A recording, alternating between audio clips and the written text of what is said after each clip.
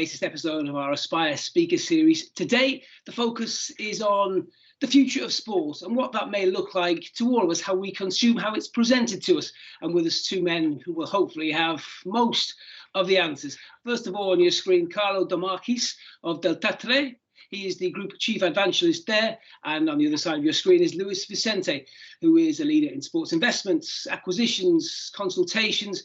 In fact, why don't we get straight into this straight away? Carlo, tell me, what does a Group Chief Evangelist do? That's a great starting question, and I've been asked many times. I think you can define it someone that is involved in the strategy and looking at innovation and the future of sport. And that's why I think you invited me, but also is able to articulate with the market internally and in general with clients the value that we bring in sport as Delta Tre, but also what we think is happening, why we think certain choices are good, what other people should do in sport, etc. And it's a mix of that, public speaking and meeting clients and convincing people inside they're working in a cool place for cool stuff, basically. Luis, I mean, I read your CV. I mean, you haven't do enough for 3-4 people. How do you actually sleep aside everything you do? Well, first of all, thank you for having me here today, and it's a great pleasure. Now, again, look, it's I think it's a great change in my life. So I think what I do today, it's definitely I work less hours than I used to do. I think I always had very long days, and I almost use all the 24 hours available. So now, basically, is a big game changer. But I still, again, basically remain very loyal to my, what I consider to be my life mission of helping sports to transform itself, and as well, and following as well very closely the same journey as Carlo. So I think we've been two of the leading voices on trying to once and for all do the right thing in sports and evangelize the right transformation in this industry that we so much love. I mean, you started off training as a lawyer. You've worked with Luis Figo, with Ronaldo, acquisitions for Real Madrid, Manchester City. I mean, that's the tip of the iceberg. I mean, you've been in this business for a long time, and you've worked with some of the biggest names in the business. So what have you seen change over the past 25 years or so? Well, I think the problem is exactly that. Again, we see some change, but not definitely the level of change that need to happen, right? So I think definitely, we'll see today a much, bigger, business, that's for sure. A business that really to transform itself in the best way possible. I think a business that today commands a large financial, exposure as well. So which is also don't make things, easier. A business that is still, basically, I'll say distant from their core group, which is the fans, and especially there is still this big gap that needs to be once and for all, settled. But I think definitely the challenges that today, sports have, are considerably large, and I think I'm sure that in the next hour we'll be speaking a lot about it. But I definitely, think there's still a lot to do that, and the sports need once and for all, to look in itself and do the right, shift forward. So which is I think is essential, especially in this modern digital age we live in. And to introduce you, Carlo, further, I mean, you've been in the business even longer than either of us, 35 years now, looking very well, I may say. How have you seen the change from the sort of the mid-90s when you started off, when even internet broadcasting was almost something most of us could only dream of, to where we are now? Yeah, I think I've been lucky to intercept the start of the transformation. I started in '87, so everything was broadcast, and then mid-90s I started developing websites for real-time sport, which was something new, and then video and social and direct-to-consumer marketing and everything. So in the end, if I look at it, maybe even if it's a partial view, the big thing that changed is how not really the sport itself or the players or the athletes, but mostly the fan has taken a different role. And I can see it even in normal broadcasting. From broadcast to what we are trying to do today, the biggest change could be the role of the fan. Before, it's these people going in a stadium and paying. And now more and more, the fan becomes the center of all the efforts in the end. And I don't say that with a lack of respect for all the people like us, the athletes, the players, and the people implementing the sport. Nobody knows what happens behind the scene, and we know it, and it's huge, right? But if you look at the real difference, maybe it's the role of the fan to the end. But again, partial view. No, I take your point, because presumably the way we have to look at this is to watch sport is fantastic, and we need the athletes, we need the people participating. But more importantly, from a business point of view, the fan is also the consumer. So we have to give the fan a product that they're happy to watch. Is that something that has to be at the centre now of everything you both deal with and focus on? Definitely, yes. Right. I think there is a big shift, right? So in terms of what has built, sport as a business and sports as an industry, I think the last, 30 years, 25 years, there was basically a trinity that was commanding and basically build the model we're still living today, right? Which is a combination between the large sports rights holders, the FIFAs, the UEFAs, the IOCs, together with the large broadcasters and with the largest commercial partners, right? So they created basically a model that nobody can put in question because it worked. Now I think that especially over the last 3-4 years, there's already another model that coexists with that one, and I believe that in the medium term that new model will basically dominate and will become more dominant in the industry, which is basically a combination between the big tech companies and I'll call it even better, the data companies, right? Because I think data is maybe the last piece of gold that is still left in sports, basically to explore at scale, and basically the industry never wanted in a way to look at the community as a massive data ecosystem, and never really wanted to create this double relationship or bi-directional relationship where basically there is not just a one-way direction, which tends to be very transactional with the fans, but actually becomes a double communication tool which is daily, which is 24/7, 365.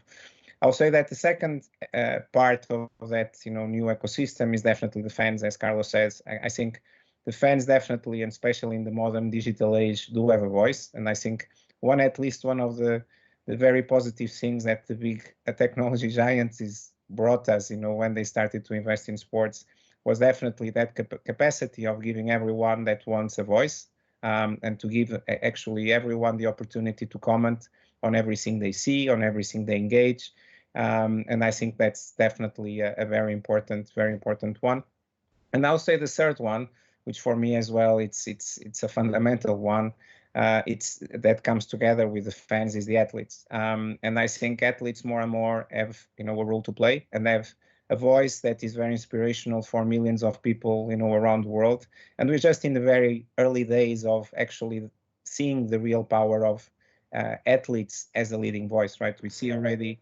I'll say that my generation of athletes, the Figos and the Ronaldos, and so I'll say that these guys were already, basically someone that I could see could be presidents, could be, CEOs of, sports business. And today you see Ronaldo actually owning football clubs, having, investments on esports, having investments on advertising and doing actually a great job.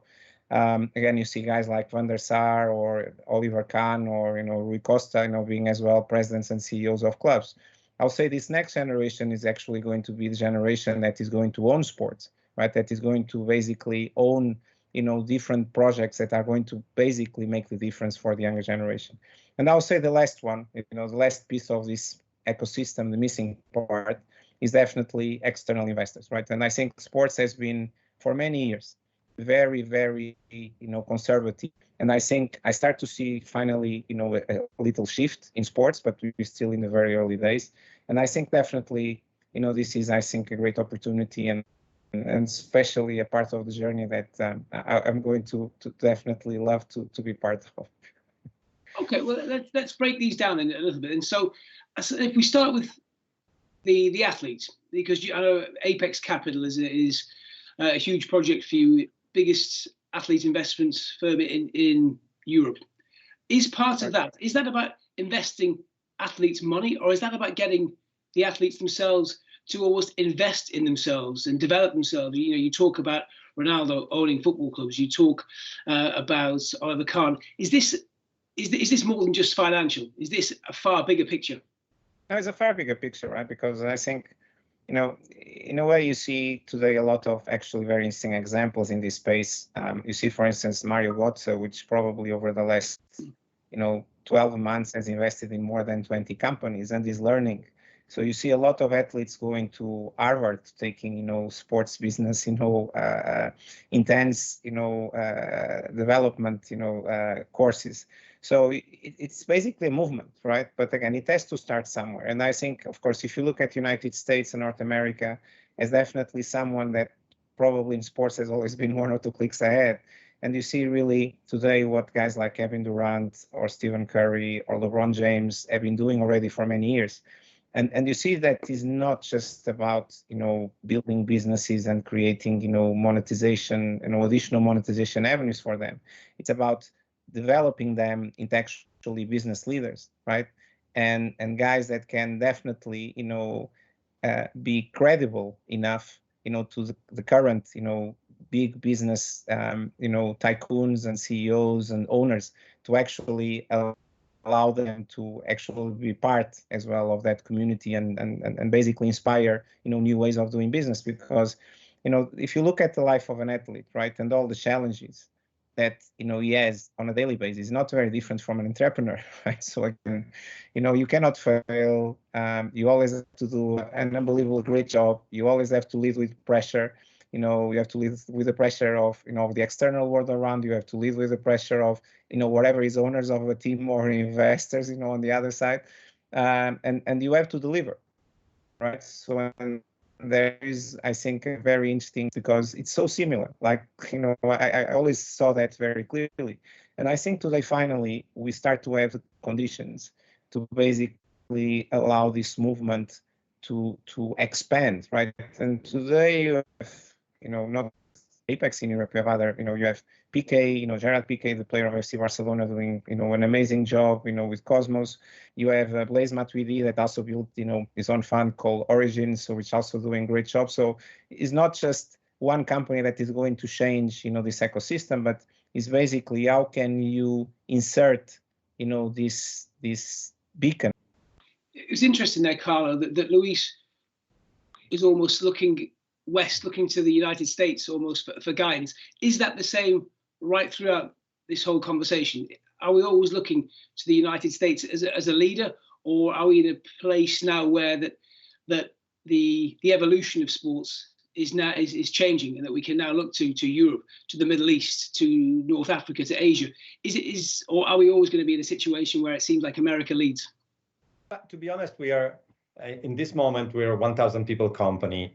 And our business is split between mostly US, Europe, and the rest. And we have learned a lot. Our previous partner, Bruin Capital, was from the States and helped us develop in the States like amazing, like 3-4 years. We work with NFL, MLS, MLB. So I think there are certain things that we learn from them, and there are certain things they are learning from us. Because clearly, if we focus on the top leagues, the model, I don't want to talk about Super League, the model is completely different. And I work deeply. I like to be immersed in the things. Otherwise, I don't know what to evangelize about. And I work with the NFL. And there are so many things that we could take from there and use as a learning process on our side. And the opposite. I've seen things there that are like the concept of the host broadcasting, HBS or OBS, OCS in Madrid. It doesn't exist because NFL is still produced by the different broadcaster who has the rights, which means the international signal has different graphics for each game, even during the same time, which for us Europeans, like, wow, I have to learn the NFL, which is, how you create international value. And I have to learn 4 different graphics. That's weird for me as a European. On the other side, connected to what I think Luis was saying, the money seems to be coming from the US to Europe, maybe because also of the exchange. And I think there is a lot of shopping, which also brings a lot of professionalism, brings a different level of risk. It also brings, I think, lately, a push in understanding that sport is not a silos. Sport lives around a lot of other entertainment styles. And this is one from the consumption patterns of mostly young generation, but I wouldn't be so prescriptive about age, also because I'm old, so I think I'm fully digital and native anything. So it's not age only, but you consume sport together with a lot of other things. The fact that athletes, the one that, for example, Luis were mentioning, are not only, leaders, entrepreneurs, they're a brand. So the fact that LeBron James comes to Italy investing in Milan, even if maybe partially, it creates a movement. Even if, imagine the young people, for a Milan fan, I have a 7-year-old playing in a Milan academy school, and he knows that LeBron James is buying a bit of Milan. This is not like, the great entrepreneur in the US buying it. It has a different value in terms of what you can do with the brand, and that putting together the two brands, I guess. And for sure, rest of the hemisphere is an area that has a lot of potential. The complexity, for example, for a global company like us, is that it's not APAC. If you go there, it's 7, 9, 11 different markets with their own specificity. Some are huge, but very often there is complexity, right? Europe and US are easier to manage. As you move east, you need to understand the very different specificity of MENA and the different places in MENA, and Japan is different from China, is different from India, is different from Australia, etc. So there is a complexity and fragmentation there. If you're a global company, you really need to, and we see all the internationalization of clubs, etc. Luis knows well when he worked for certain clubs. It's not as easy as it seems, even if the number are huge. We have 40 million fans in APAC. Okay, but I mean, he can tell you the story, I guess, better than I could then, I guess. Yeah, no. Again, thank you, Carlo, for bringing this subject on. I think that's actually maybe the biggest missing part, right? So that today we have, in football ecosystem, and especially in sports, for many years, so many organizations have been talking about the millions, of fans, the hundreds of millions, of people that, has built a community around that club or around that particular sport. And I don't put in doubt that that might be true, right? Again, I think, the example of Manchester United for so many years, right? So again, they started to claim they have 670 million, fans many, many years ago, more than a decade ago. So now it's more than 1 billion, right? And and for me, one very interesting point that happened, that shows exactly where the problem is. New York Stock Exchange, when Manchester United did the IPO many years ago, did not even blink, right? So and putting in question that number, right? So if somebody goes still and see the IPO documents of that time, the number is there. And there is absolutely no validation, right? So effective validation to say, okay, where are these 670 million, where they can find them, where is their email addresses, or any way of contact them or creating a relationship. And I'm saying this, of course, no disrespect to Manchester United in any way, because it's a great club, a great brand, and an amazing, model for everyone in the sports industry. But that shows exactly the length of the problem, right? Because for many years, the industry, basically took a lazy perspective, right? So because, while, the media rights, which is still, as we all know, the biggest engine, of the entire ecosystem, was still basically, feeding, the beast, let's call it this way. So nobody really, care too much, to find new avenue, or new income streams. And if you look today, so every club will have, of course, a massive contingent, whatever percentage, of media rights in their P&L. We'll have done some work around the match day, someone better and some others worse, but, you'll still have a contingent, about that local community, that lives in your city or in that radius of 40 or 50 kilometers from your stadium. And we'll do some minimum work on sponsorship, right? But and digital, of course, we know that everyone has been trying to say, okay, I'm a digital organization and digital monetization is something that I'm going to build, but that has never really happened at scale, still until today. But I think this is also going to change in the next years. But definitely, the missing part of understanding your community, because let's not forget that sports, and especially football, it's a community business, right? So, and people sometimes tend to forget about it. And it's really interesting, Luis, that you talk about community and you pick the example of Manchester United, because arguably, you probably know the figures, the highest valued football club in the world, but they are right now, with their community, the ownership, not popular at all. Every time you go to Old Trafford, you will see a number of thousands of fans outside the stadium with the green and gold scarf saying they don't like the ownership because they feel that they've turned Manchester United into a business rather than a sports club. So in recent times, I think the acquisitions you've been involved in, Genoa, Red Star, Vasco da Gama, Standard Liège, what do new owners want? Do they see sporting clubs, teams, franchises as business models, or do you find owners want a club that will be successful and will represent the community? No, I think actually, that's a very interesting question. So first of all, just going back to Manchester United as an example, right? But I think in a way, the football industry is still in a place where you have Class A shares members and Class B, and sometimes even Class C, because the local fans, the fans that have been going to the stadium, for generations, right? They see themselves as actually Class A shares, right?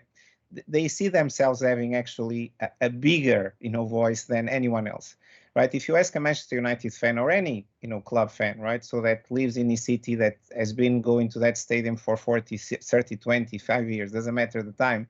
And you compare, okay, with, a fan that loves that club but lives in India or lives in, in Japan or lives in Brazil, that fan for that A-class share fan is actually never going to have the same value. And maybe that guy that lives in Brazil or in India is the guy that actually spends much more of his time, right, around the club, actually buys much more merchandise or spends much more money around the club ecosystem, right? But, and this is where, going back to what Carlo was saying, the internationalization of clubs have been failing, right? Because you've not been able to actually once and for all convert that, theoretical, community that you have into actually an effective, community that you can represent and that you can stand for.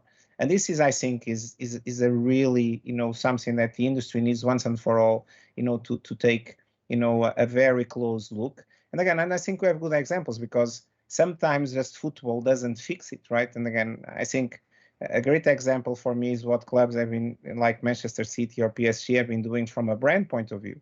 If you look, for instance, PSG, everything that was built around Paris and the stand of, representation of that destination that everyone knows. The fact that you created actually a brand, that is sophisticated like the city and the destination where the club sits, right? So that has been doing a lot for the club to grow immensely, their community and the interest about the club, globally, right? So, of course, you also have great players, playing in the team, but there is also a massive brand effort that is making on the back. And that is actually making a difference because I think sometimes people tend to forget that sports is part of a much bigger industry, which is entertainment, right? And we tend to forget that.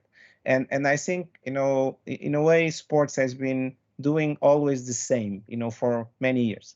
And, the ones that are innovators and come up, of course, always attract a lot of attention, from, sometimes very old style regulators. And so that don't want any change, right? But, I think it's very important that, these innovative projects, can once and for all, move forward and show basically the way for everyone else to follow. Because let's also not forget that football is a lot about copy paste. So, and everybody follows. Now, in terms of the new owners, I'll say that when you talk today about US owners, and I think, Carlo already touched that, I think there is definitely a big opportunistic, intention, because definitely when you look at the value of sports franchises in US and you compare it with, equivalent, franchises in Europe, of course, Europe is very interesting, right? So because again, today, buying Milan or Inter or any top club in Europe will cost more or less what effectively will be acquiring an MLS franchise, right? So from scratch.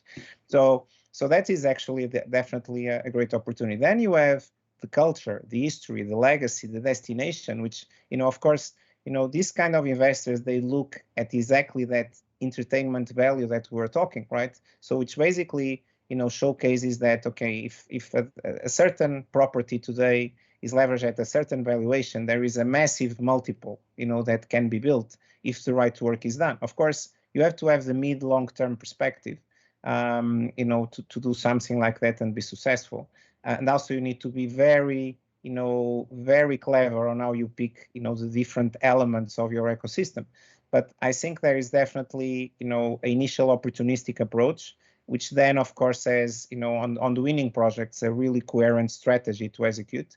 And I think that's definitely something that it's going more and more to happen, in the next years, because as well as we all know, the financial situation across, many football clubs in Europe is at the moment challenging, right, to say the least. Yeah, I'm waiting for someone to buy Torino, but at the moment, I don't know, Luis, if you can help, or some Americans.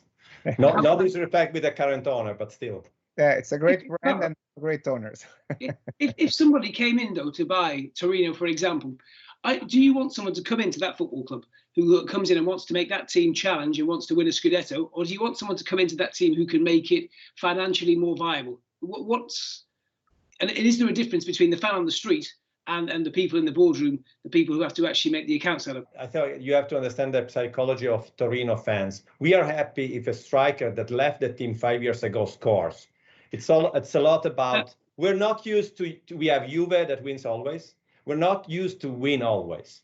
So every little thing for us is great, right? Which is a very good, if you want, character building thing if you're a kid, because you learn that you have to earn things little by little. So I think, a bit because of my profession, someone that can come and understand that the biggest loyalty in life, at least in Europe at the moment, is possibly with a football club.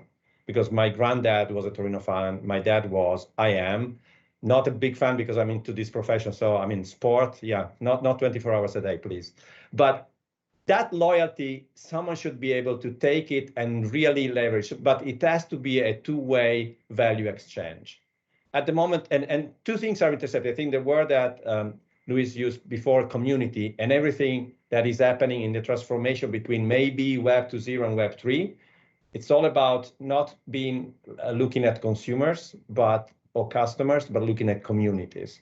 And that's what a football club is, and not community as the 30 kilometers, the global community. Can you build a product that is a club and that continuously has this value exchange that you can manage with all the platforms and channels that exist and will exist? I would say, not to bring value on what Delta Trade does, a lot more into the maybe owned and operated field, because as we saw, social media is great, but the value that remains is not, alone, it doesn't bring you enough value.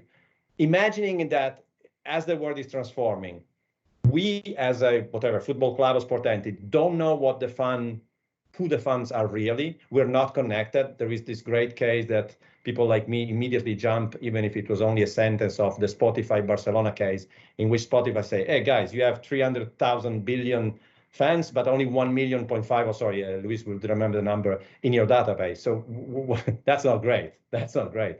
So it has to be a value exchange in multidisciplinary. It's about maybe, the fantasy you play with the club or the jersey you buy, but you need to be this channel that seems like a natural one. I think in one of the strategy in my evangelist hat, I call it fandom membership.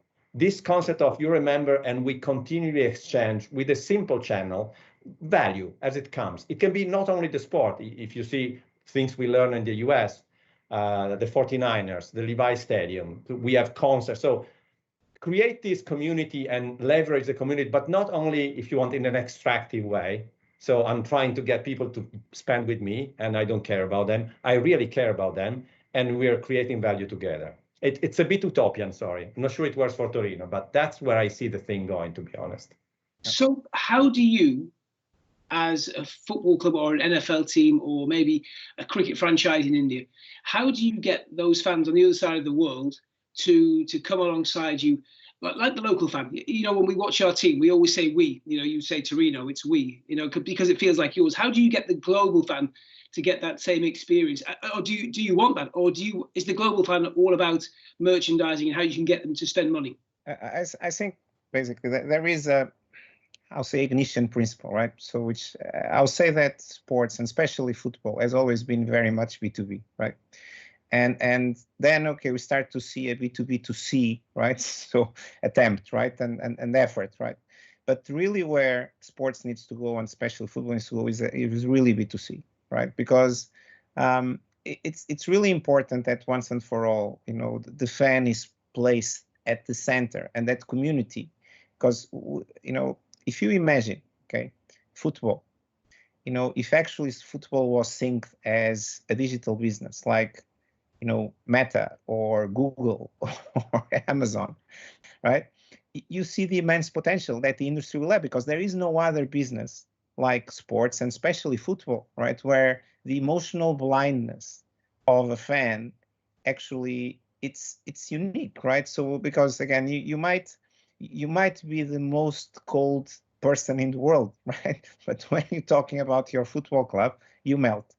And this has also bring, I have to say, some issues, into the industry, because sometimes, clubs are managed with the pressure of the fans, and boards cannot really sustain that pressure of the fans, and sometimes the decisions are taken, in a little irrational way, right? Which is also a problem. But if you once and for all, you need to open yourself to actually many models that already have been proven, right? Because you don't need to invent anything, right? Because I'll say that probably on this, the IP is already there, right? You just need to create your own version and basically invest, on the capabilities to do that, right? Because one other problem that you have in the industry, and maybe explain why you never managed to do it, is football, is not entrepreneur. So any football organization, with very small exceptions, very rare exceptions, prefers to have someone that, guarantees, a certain amount of money and theoretically does the job for them, that then actually investing, themselves on creating the infrastructure, the human resources, and the conditions to make it their own, journey on that. And I think that's the biggest issue, right, that we have as well in the industry. I thought it was to both of you then. Do you think the biggest sporting franchises, and I use that term intentionally, globally, would rather they offered us their product, i.e. their matches themselves, rather than having to go through third-party companies? Do you think that would be, in an ideal world, what they would like, so they could monetize everything, so they could control everything? No, I think it's not about control. I think it's about actually, be able to build the solutions that you can offer to others, right? So because the big clubs and the big organizations in the sport, they have the resources that 99% of the remaining ecosystem doesn't have. And I think the right discussion is not about control or about actually, split. It's about actually how the big organizations can build an ecosystem, right, that serves this purpose, and that everyone can be part of it, right? Because that, I think, for me is the game changer. Because look, I've been, and Carlo as well, for many years talking with hundreds of different sports organizations. The big majority of sports organizations today, and the same in football, right?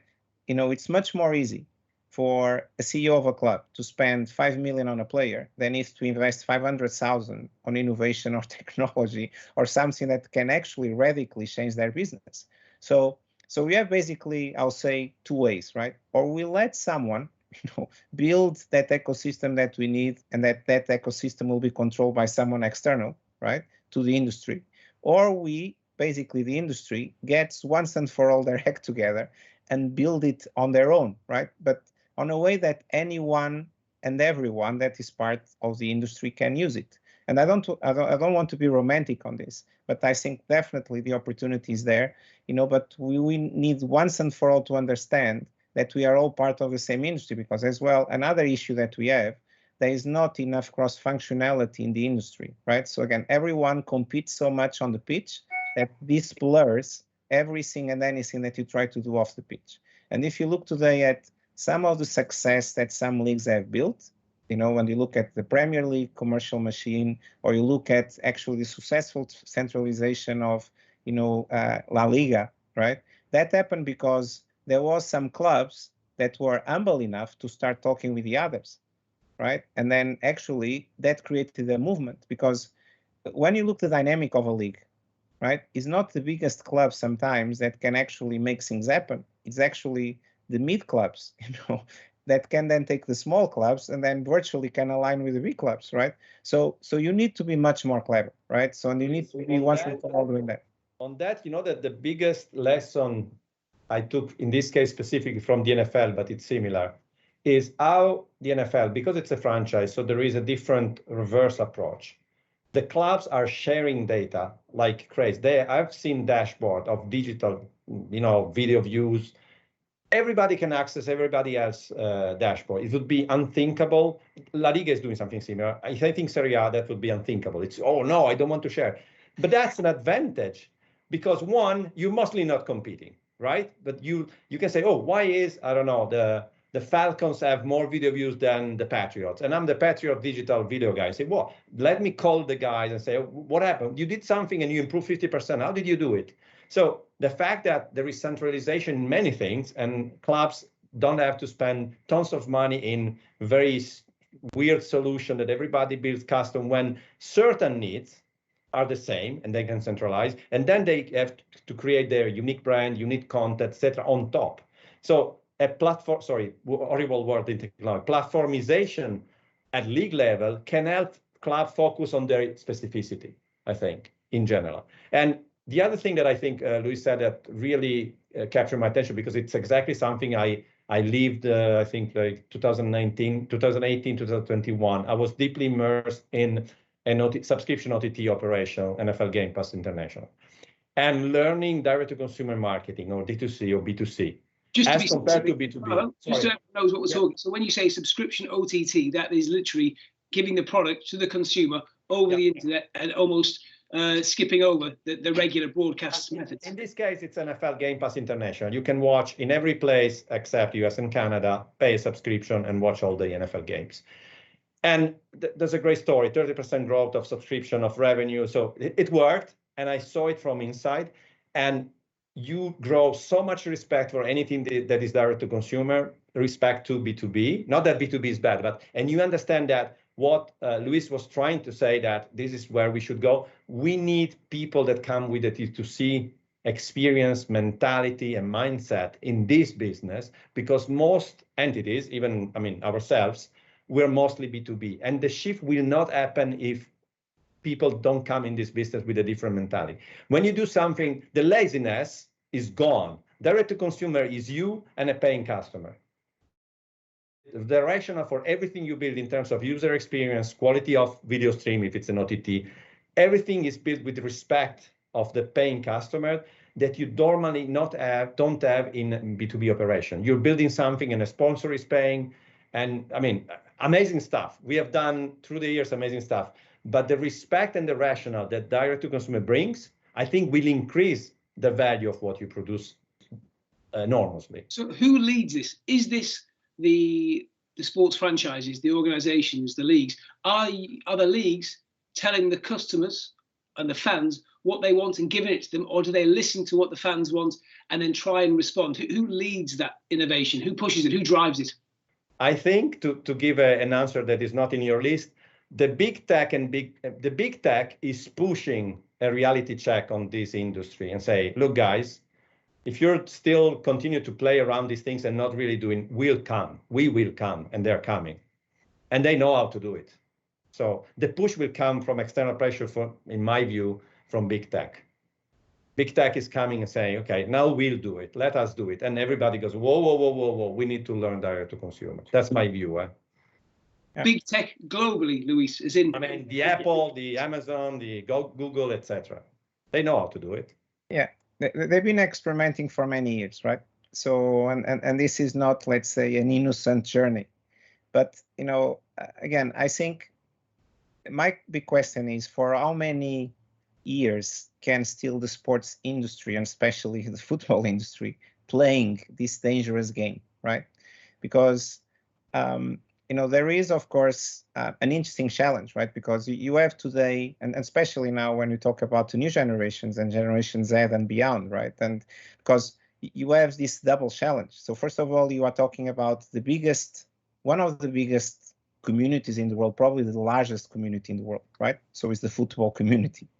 So, but they are not organized as one, right? So again, if you actually look as, Meta, you will organize it as one, but, no one in sports was able ever to do it. Actually, I'll say today that still maybe Meta is still the largest, sports organization in terms of data, right? Because, I'm pretty sure it is.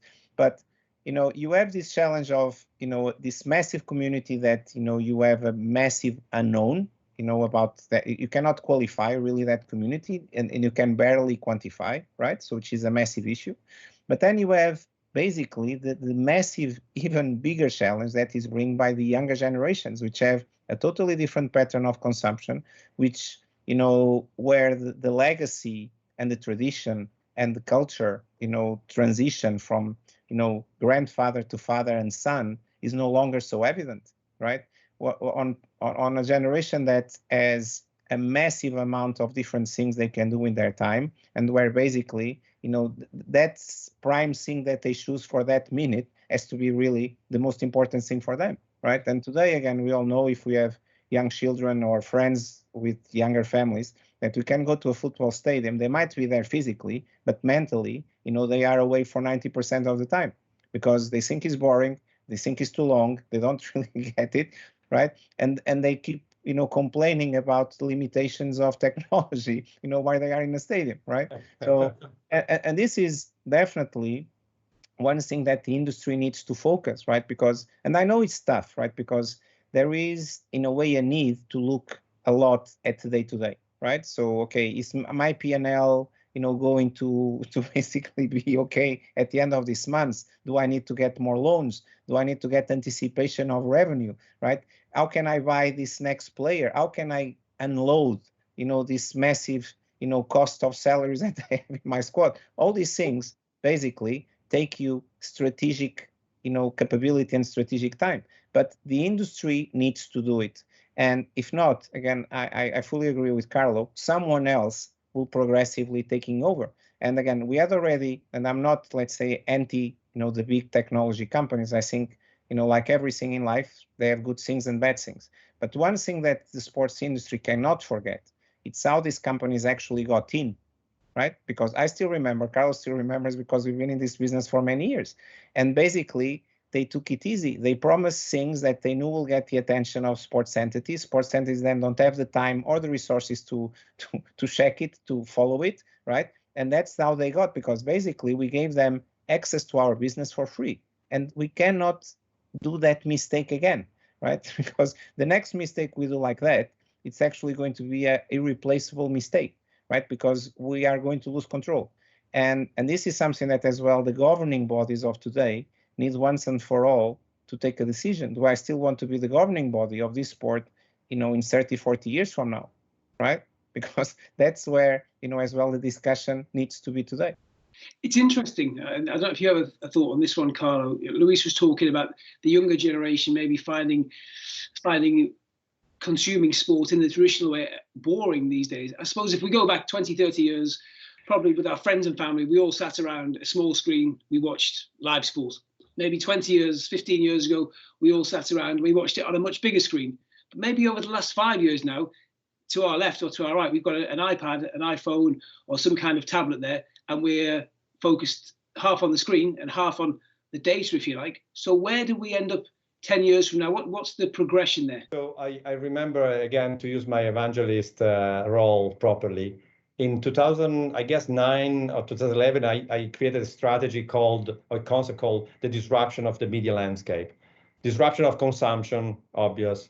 Disruption of the conversation, what we were saying. Now it's not only the broadcaster that talks, right? Conversation is between players, athletes, people, it's brands.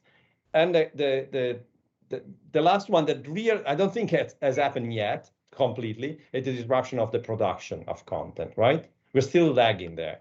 If so, in this model, the consumption is mostly changed because of what happened outside of sport. The consumption that has changed is normally because of technology, the phones, etc. And other elements, it can be gaming. Lately, more and more, we didn't talk too much about metaverse, Web3, which is fine because it's too much buzzwordy maybe. But that comes from the behavior they have in gaming, right? Which is impacted massively. So the consumption of phone, smartphones, etc., and gaming is influencing the younger generation again a lot. And the concept of passively staying for a long time in front of a live game that is happening at that exact time, it's not ingrained in the behavior of younger generation as it is before. But also, the fact that simple things like the fact that on social media you scroll and you can go from, like I do every day, a sport element of content to a fashion one to an art, depending what you follow, right? Your stream, the concept of a stream has radically changed the way people consume content in general. And sport, as Luis said before, it's part of this, you know, I don't know if it's entertainment as a bigger word or it's your passions, the thing you're passionate about. They all end up in a stream with you. And does live sport 90 minutes or even more really fit in the stream? Not completely, okay? So I think that's a huge challenge for anything that is produced in sport. One thing that I still have this idea of creating a movement of, can we change the highlights format? I'm sure, and again, when I say it, I can imagine all the work that, because creating highlights is an amazing, professionally deep work. You have to be really, very good. But I remember when I was 9 years old, and the format is exactly the same today. We may have more cameras. So we are lazy at changing content formats. We do it on social. We put the highlights on social. I see the 3 goal. And that's all we can do after all these many years. So I think there should be an effort to, on one hand, understand the consumption pattern and create innovative alternative content formats, because we still have this thing of, we are a broadcast, there is only one channel. You were saying before, okay, can the club create in theory, today with digital, you can have 5 different versions of a game for 5 different kind of fans. And content can be reformatted in so many ways, but very often we don't do it because it's what Luis said about the day by day, you know, with the PNL and everything. So I think it's crucial that there is an effort from the industry to understand that the consumption has changed, and we need to at least adapt, if not lead, in the creation of new content format and new experiences for fans, so that we don't lose them forever. Because the problem is not only kids not playing sport, which could be a problem, is kids not watching sport because they don't care anymore. They're into Fortnite or something else. That's a great risk for long term. The problem is short term is long term is. What happens, Carlo, Luis? What happens if we don't adapt? What if we just carry on going down the road we're on? Will the younger generation grow out of gaming, playing Fortnite, the FIFA, the games, or do you think you genuinely risk losing a generation of fans because you haven't adapted? I think you risk losing totally the new generation of fans. I think if you want to look at the comfort zone, okay, the truth is, in sports, for the next 20, 30 years, you still be safe because there still be a traditional generation that will be large enough, right? So to actually still wants to consume the product in a more traditional way, right? Now, the issue is, we all know that time is something that we cannot buy, right? So, and that generation, will disappear at one day, right? So, and so you have now the opportunity of still having, let's say, that asset value of an established community, right? Which is still doesn't change too much the pattern. So it's a great opportunity, right? Because you still have that. So you still can, don't need to dramatically change the business model substantially, right? So you can still maintain that, for the mid-long term. But you have this massive opportunity of actually be able to work long term, to actually make sure that the younger generations will still be attached to you and will still be attached to sports. Not necessarily sports as we know it, but different ways of engaging. Because one thing that we learned already for the last decade is personalization is a thing, and this actually sits at the center, right? So, and all the digital companies understand that for many years. Content is automatically personalized for, for different audiences, right? In sports, because there's always someone in the middle, right? And I'm saying that someone in the middle, there's always the broadcaster or the commercial company or the digital company that is basically the one that actually is paying the check, to the rights holder, to the sports entity, but actually is the one that is, in a way, controlling the relationship with the fan, right? Because there is much more fans consuming the product via this, third parties than there is actually with the club or the sport directly, right? And so today, personalization is important, and gamification and especially virtualization, is essential, right? For attracting this younger generation. So you cannot still have, let's say, that old style thinking that someone that goes to the stadium with a phone and creates his own version of what he's seeing is an enemy of the industry and is going to destroy the business, right? Because this is still, the old problem that we still have, the mentality, right? Because I think today that you see, I'm going to mention now something, a sport outside football, but Formula One is giving us actually a very interesting perspective over the last years on that, right? Because on Bernie days with, the amazing things that Bernie did for the sport, but social media was not a thing. So again, no one could have a camera, so outside FOM, inside the Grand Prix track. So when you see today, the last years when Liberty came and the massive investment on the digital landscape, on the fantasy, gaming landscape, on competitive gaming landscape, and you start to see the difference. And today you actually have massive digital communities that are looking at Formula One as actually a sport that they love. They don't even and as we all know, the younger generation is very environmental focused, right? So environmental protection focus, and we all know that Formula One is still not an environmentally friendly sport today. It will be in a few years with sustainable fuels, etc., in full. But even they don't care about that environmental side that it still needs to be better, right? So because they just love the heroes, they love, actually they understood now the sport, they understood the drama, they understood basically how intense it is, and they actually understand the personalities of the heroes, right? So and that is actually what I consider to be a great work. And today, if I'm a fan of Formula One, is because I'm not saying me, but a bigger generation is actually fan of that sport because of the work that has been done by the organization. It's all about once and for all understand there is multiple audiences for your product, and you need to personalize your product accordingly, right? Again, that's something that, for instance, when I was in FIFA with EA game, we understood actually a staggering perspective, right? That there was actually a massive community of digital gamers that actually started to like football as we know it because of the game, not necessarily for what we were doing 24/7 365 on the pitch. If you ask a player like Ronaldo Nazario, right? So my player, right? So he was one of the best in the history. But today, I can tell you that the younger generation, a big percentage of it only knows him because he's on the ultimate team of FIFA, not because of everything he did on the pitch, all the World Cups he has won, and all these beautiful goals he has scored. And this is something that everybody needs to reflect and understand, okay, how we need to adapt. You asked a question before about, are they listening to the fan or not? It may be not fully consequential, but Formula One, they also win some awards, introduced this concept of fan voice.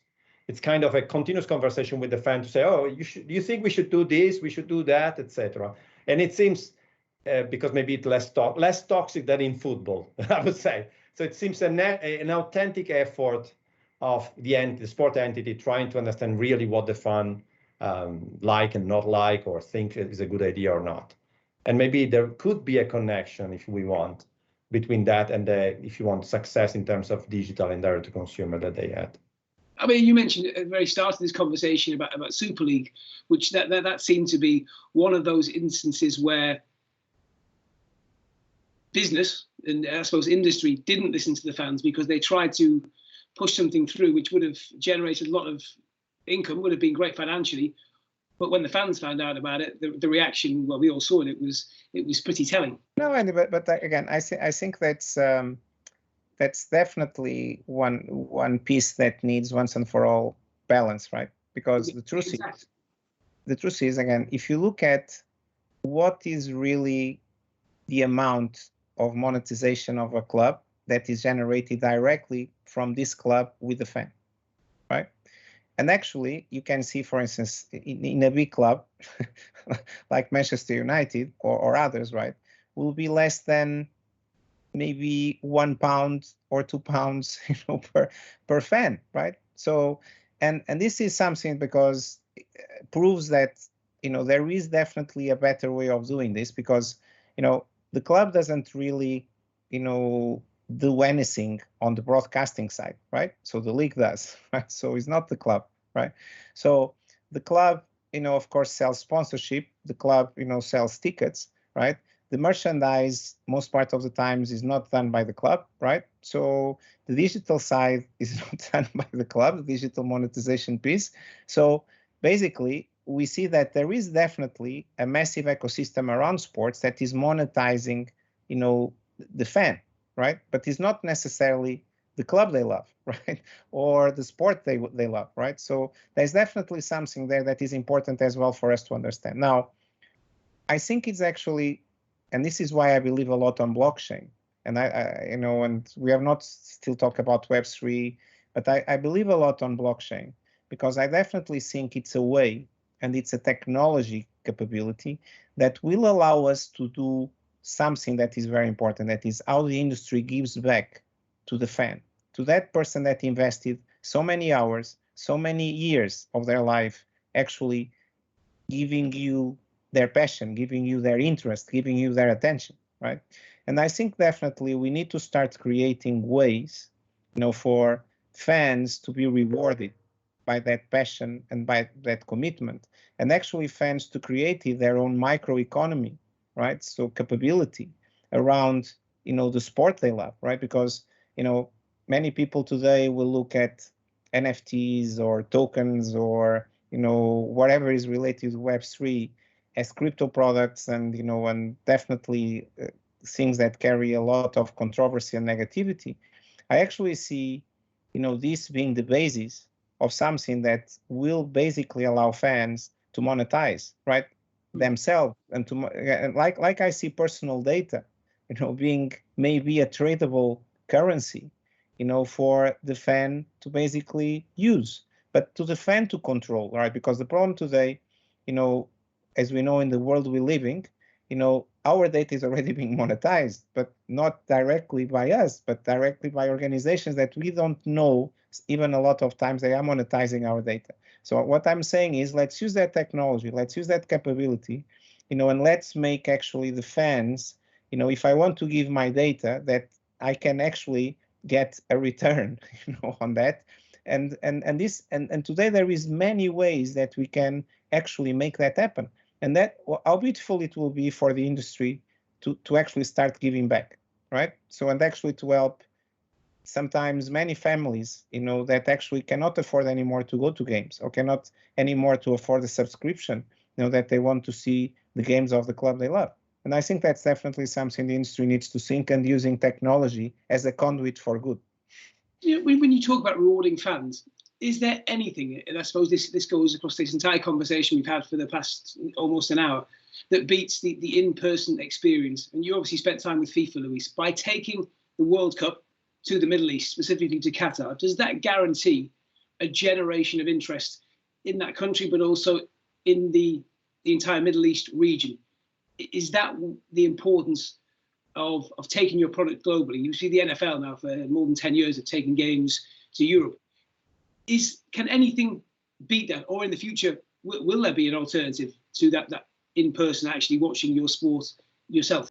Football being a global sport, it's very important that actually can be physically implemented in as many countries and as many destinations as possible, and especially the World Cup, which is the ultimate, I'll say, competition in the football world.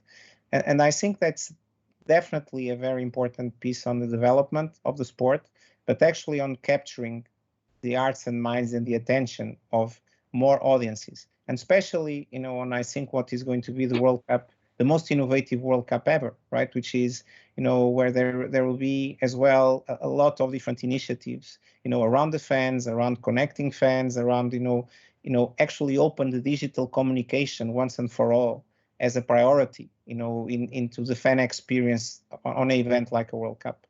But I think definitely it's very important that we understand one thing as well in the future. Today, there will still be a generation that effectively likes to consume the product traditionally, as I said, before. There is younger generations on certain destinations that the fact of novelty, seeing it for the first time, right, is definitely something that is unbeatable, right? So in creating that, initial, commitment. But, we cannot forget as well that the younger generations, right, by, design, right, the live, the physical live, right, is not so much a thing like it is for, the current generations, right?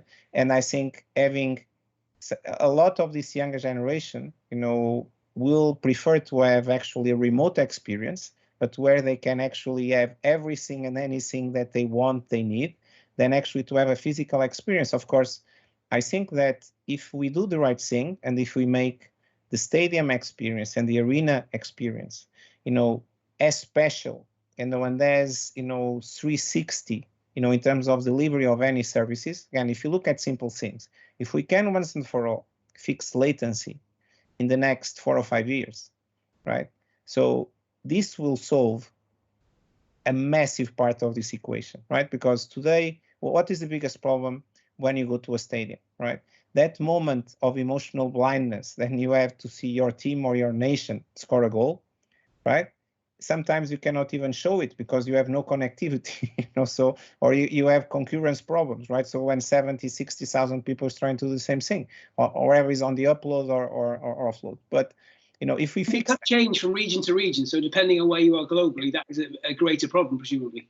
And I know that actually in this World Cup, I know there was, a massive investment, on making sure that there is a latency, zero or near zero environment in every venue, right? Which I think is going to be, that's why I'm saying this, it's going to be really, a very innovative World Cup as well for the fan. So, and I think that's actually the model that then everyone needs to follow, right? Because we need to make sure, again, if you look at today, okay, it's a simple, piece. Everybody, a lot of people is actually playing FIFA or other games, right? When actually the actual game is happening on real time. A lot of people is doing fantasy, right, today. So, it's a thing, right? So what about if actually you can be in the stadium and you can actually do on real time your prediction of what's going to happen in the next 10 seconds or 15 seconds, right? So that's where the industry needs to go, right? That I can actually predict if the guy that is going to score the penalty is going to fail or is going to score, is going to use the left foot or the right foot, is going to basically, scratch his head or blink his eye before he kicks the ball, right? That is a massive, experience, for any fan, and actually is a massive business, that will be there for the industry to export. The industry, and I mean by this, the sports industry, do they want that? Because does that then take attention away from what's happening on the field? One thing is the stadium. I've been in stadium lately again as a spectator, because obviously very often I'm inside. So, and yeah, I'm a bit baffled because I think what the experience in the stadium cannot be that behind like I've seen lately. It's really, it's like, oh, come on. I mean, I think there should be serious investment in that, even if it covers the 60,000, 20,000, 10,000 people, which is not a big number. So for sure, if they don't want that, I think they don't understand the fans like completely. Because yes, it's okay to go there and cheer, but even now in good stadiums, I've seen the goal, but I'm not too close. And the screen very often, if you're not in some amazing new stadium, it's so small I can't really see it. And even the way they show it to you is like on TV. Widescreen, and then the last one is the close up. Mm-hmm. In a stadium, you should do close up first and then maybe back. So even in terms of production, I think there is a there is still a very low understanding of how the modern fan really want to live the experience, apart from not having to queue up too much for a beer, blah, blah, blah, which is part of the experience too.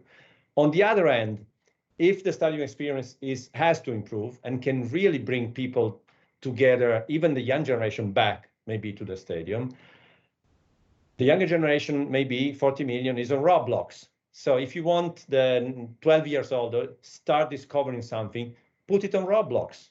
It's not alternative, like I do this, I don't do that. You have to do it like now. There are many platforms. You have to be able to select the right one. I think Roblox is one. Wimbledon did it. You need to be where that part of, your potential fan base is today. Otherwise, they won't discover you. It's obviously for football, it's FIFA maybe, but again, Roblox, the numbers are big on Roblox, and I think you have to be there. So a while ago, Carlo, that was my question. But how do we see us watching our sports in the future? Is the answer that actually the big screen in the corner of the room still has the match on, or the cricket, the tennis, whatever we're watching, the Formula One, but then dotted around the house, you might have two children, one on Roblox, one on a PlayStation, with exactly the same content, but just being in. So the kid is on Roblox and discover maybe, again, a famous player, because the celebrity thing is very big with the young generation. And I say, oh, I've seen what I've said, not now, but I see this tennis player on Wimbledon and I play with her. By the way, and I've seen on social, she's really cool. And maybe then you say, okay, you know that there is a game tonight at 8. Oh, let me see a bit. I think it's more a journey. I don't know if virtual live could be it's a technology adoption things, and for sure we could go there, but it's more the combination of little consumption moment touch points that then bring you to basically be more with that sport experience or whatever it is. I think it's a bit a broadcast mentality that there is one channel. There are so many channels, and every platform channel, whatever you call it, touch points, and you will use different touch points, different moment in your life and in your day. So, and that's why it's difficult. The production change that didn't happen completely is because it's difficult to design. I mean, you were used to design for one stream, okay? Linear, imagine. You now have to design for a multiplicity of channel with different target fan base, different experience, expectation. It's incredibly more complex, incredibly. But that's kind of where we are, I guess. And when you still don't know exactly what that community wants, right? So you are testing, right? So as well, so makes it even more complex, right? Because today is very difficult to understand, okay, what is the new generation wants, right? And within the new generation, right, there is multiple different personas, right? So what each one wants, right? Because you don't have data, right? So again, and you testing and experimenting, and this is basically part of the challenge as well. The linear experience, whether that be in the stadium or on your big screen television, that will always exist. But it's about all these complementary parts that will help bring everyone, in one way or other, to that central point. I think they will coexist. I don't see a funnel, like I collect people and then everybody in the end has to watch 90 minutes live. More and more, they will coexist because, and that's another complexity. We need to create value in all of them. If I do Roblox, Wimbledon maybe didn't monetize enough now. In the future, you will need to find a way to monetize in every single element. And I see them coexisting, but that's, again, my view. So final question then, Luis. So when we go away from here, I mean, the next thing for you is the investor of the future. What does the investor of the future now go and do? Which avenue is the one? Is it about buying the clubs, or is it about the people already there, about finding a better way to extrapolate value from that club, if you like? No, I think definitely there is better ways of extrapolating value, and there is definitely optimized models that can be put in place. Whatever sport you're looking today, right, there is a massive optimization opportunity. And I think definitely from an investment point of view, right? So it's very important that, okay, whatever is the acquisition value, that's just the beginning of the journey, right? Because it's definitely about investing, keep investing on the sports side, right? Because that's also what makes the machine rolling. But, you need to invest on all the different business streams that are going to make the difference, on the medium and the long term, right? And I think definitely for me, that's, what I think is probably one of the most exciting pieces of this journey, because you see today, many movements, even fans movement, right? Again, I'm a big fan of, for instance, what WOGMI United is doing with Crawley Town, what guys like Ryan Reynolds are doing with Wrexham, or what Krause is doing, on their ambition of trying to, acquire an NBA team, in the US, right? And this is something that, again, many years ago will just be impossible, right? At least, in a democratized way that the digital economy makes it possible. Because, again, if we actually remember well the history of sport, it used to be actually owned by fans, right? So for many years, right? And so we are now, in a way, going back, I'll say progressively to that trend, where you have a mix, I'll say almost an hybrid model, right, of fans and owners, working together, right, but actually giving fans a larger voice and a larger reach and a larger way of organizing the community, because at the end of the day, who better than a fan to understand what the fan needs, right? So, and this, I think, it's a principle that we need once and for all to put in, in equation. And I think definitely for me the opportunity is massive. And that seems like a very good place to finish. Luis, Carlo, it has been a fascinating conversation, so interesting, and as you said, it feels like we're all on a journey which is going to take us somewhere probably none of us quite expect over the next few years. But thank you so much for your time. Really appreciate it. Thank you. Thank you, Andy. Thank you very much, everyone, for watching us. We'll see you with the next in our Aspire series, speaker series, very soon. Until then, bye-bye.